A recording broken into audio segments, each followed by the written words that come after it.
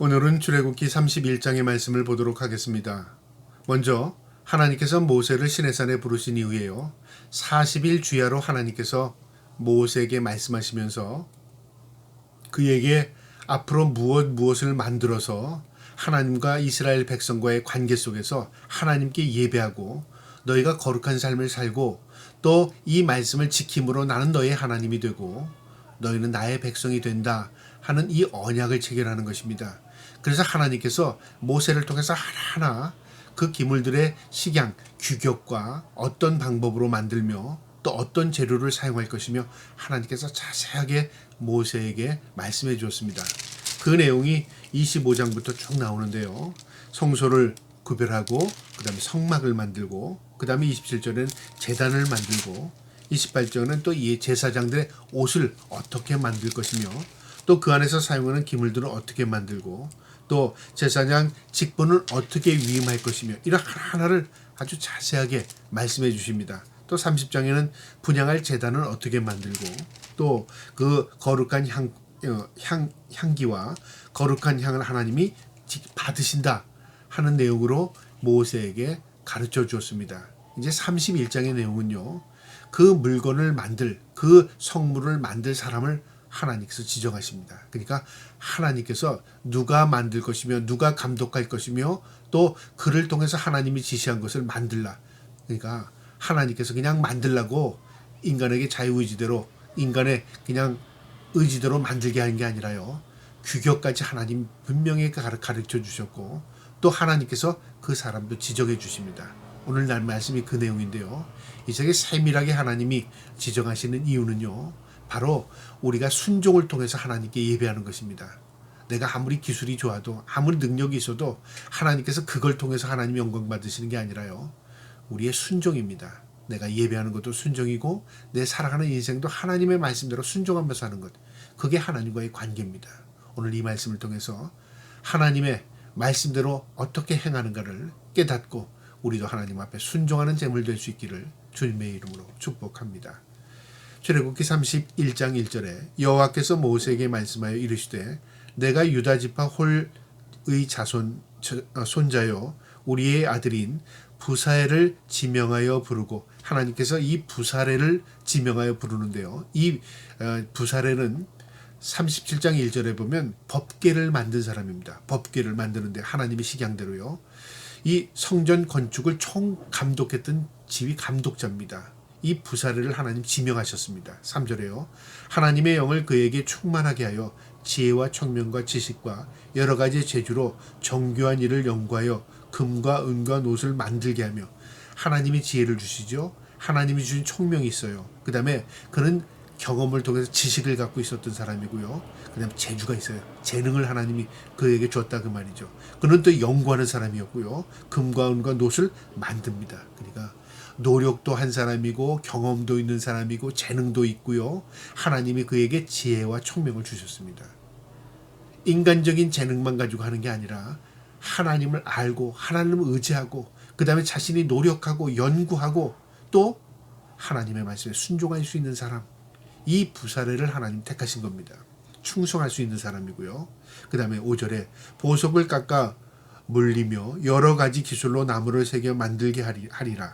내가 또 단지파 아이사막의 아들 오홀리압을 세워 그와 함께하게 하며 지혜로운 마음이 있는 모든 자에게 내가 지혜를 주어 그들이 내게 명령한 것을 다 만들게 하리니 그 다음에 이 총감독자였던 부사엘을 도울 수 있는 오홀리압 그러니까 돕는 자이지만 숙련된 기술자입니다.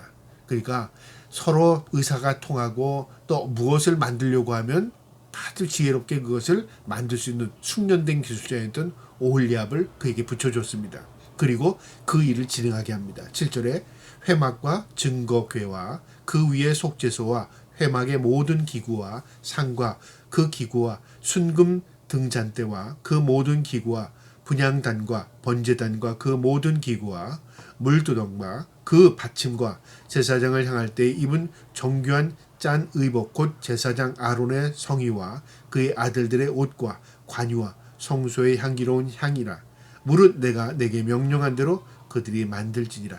하나님께서 시내산에서 모세에게 지시했던 그 모든 것들을 그 식양대로 만들라.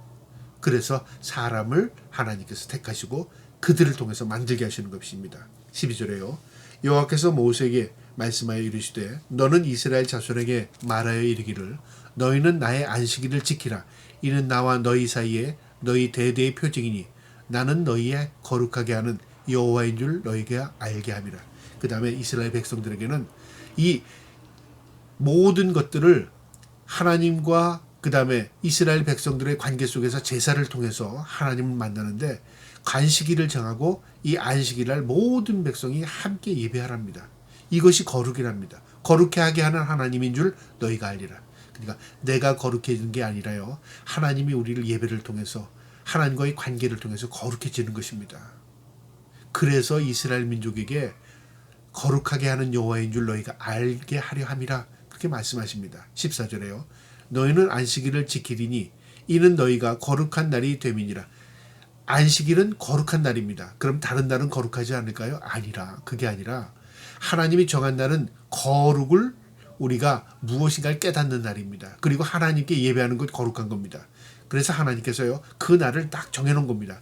7일째 되는 날을 안식일로 지켜라 하나님 정하신 겁니다. 14절에 너희는 안식일을 지키리니 이는 너희에게 거룩한 날이 됨이니라. 그날은 더럽히는 자는 모두 죽일지며 그날에 일하는 자는 모두 그 백성 중에서 그 생명을 끊을지니라. 이 안식일을 지키지 않는 자는 죽이고 생명을 끊는답니다. 굉장히 무섭죠. 이건 무엇을 의미하냐면요. 이스라엘 민족은 구별된 백성입니다. 다른 백성에게 말하는 게 아닙니다. 하나님과 백성과의 관계가 첫 번째가 뭐냐면 하나님을 섬기는 겁니다. 예배하는 겁니다. 이것을 지키지 않으면 너는 관계가 없다 그 말이죠. 오히려 하나님의 백성임에도 불구하고 너희가 그것을 지키지 않으면 죽는다 그 말이죠.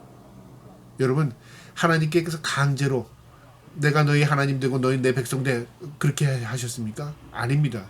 하나님께서 내 말씀을 내가 너에게 주는 말씀을 너희가 순종하겠느냐? 순종하면 나는 너희 하나님이 되고 너희는 내 백성이 되겠다. 백성들이 모두 아멘. 우리 하나님 말씀을 순종하겠습니다. 그랬습니다. 그래서 이 언약 관계가 성취되는 겁니다. 약속은 일방이 아닙니다. 쌍방입니다. 이스라엘 민족은 하나님 앞에 언약을 체결했습니다. 그리고 예배할 의무가 있는 것입니다. 15절에요. 엿새 동안은 일할 것이나 일곱째 날은 큰 안식일이니 여호와께 거룩한 것이라. 안식일에 일하는 자는 누구든지 반드시 죽을지니라. 안식일에는 어떤 일도 하지 말고 그날은 하나님과의 교제하고 예배해라 그 말이죠. 16절에 이같이 이스라엘 자손이 안식일을 지켜서 그것을 대대로 영원한 언약을 삼을 것이니. 오늘날 안식일은요 토일이 아닙니다. 이 구약에서의 안식일은 토일이었습니다. 그러나 오늘날은요 예수 그리스도의 부활한 날을 우린 주일로 지킵니다. 이제는 구약의 율법이 아니라 우리 율법을 완성시킨 예수 그리스도 그분의 부활이 우리에겐 하나님을 만나는 주일이 되는 거죠. 그래서 의미는 상통하되 그러나 날짜는 다른 것이죠. 16절에 이같이 이스라엘 자손이 안식일을 지켜서 그것으로 대대에 영원한 언약을 삼을 것이니. 이것은 단회적인 일이 아니라 영원한 하나님과의 관계 언약의 연속성이라 그 말입니다. 17절에 이는 나와 이스라엘 자손 사이에서 영원한 표징이며 나 여호와가 엿새 동안에 천지를 창조하고 일곱째 날에 일을 마치고 쉬었음이니라 하라. 하나님께서 세상을 창조하실 때도 6일 동안 하나님께서 창조하시고 7일째 쉬었다. 이것은 무엇을 의미하냐면 하나님 기뻐하셨다 그 말입니다. 하나님이 능력이 없어서 쉼이 필요한 게 아니라요. 이 쉼이라는 이 단어의 뜻은 하나님과 하나님의 백성이 교제하는 것입니다. 교제의 의미입니다. 그래서 쉰다는 의미는 아무것도 안 한다는 의미가 아닙니다. 하나님께 초점을 맞춘다는 의미입니다. 쉬었습니다. 마지막 18절에 여호와께서 시내산 위에서 모세에게 이르시기를 마치실 때에 증거판 둘을 모세에게 주니 이는 돌판이요 하나님이 친히 쓰신 것이었더라. 하나님께서 이 십계명을 친히 쓰셔서 돌로 하나님께서 두 돌판을 모세에게 건네주었습니다. 굉장히 중요한 겁니다. 여러분 하나님의 법을 인간에게 직접 기록해서 넘긴 겁니다. 이 법대로 살면 너희가 생명을 거둘 것이지만 이 법에서 벗어나면 어떻게 되죠? 하나님의 언약의 관계가 깨지는 겁니다. 그러면 어떻게 돼요? 결국은 더 비참한 삶을 사는 것이죠. 그래서 하나님의 백성은 하나님의 말씀대로 살 때 은혜와 은총을 입게 되는 것입니다. 그 안에 진정한 평화가 있는 것입니다. 그 안에 진정한 안식이 있는 것입니다. 예수 그리스도 아니라는 것은 무엇이냐면요. 엔토 그리스도, 예수 테두리 안, 예수의 품 안에 그 말이죠. 우리가 예수 믿는 사람은 예수 그리스도 안에서 살아갈 때 진정한 평화를 경험하며 사는 것입니다.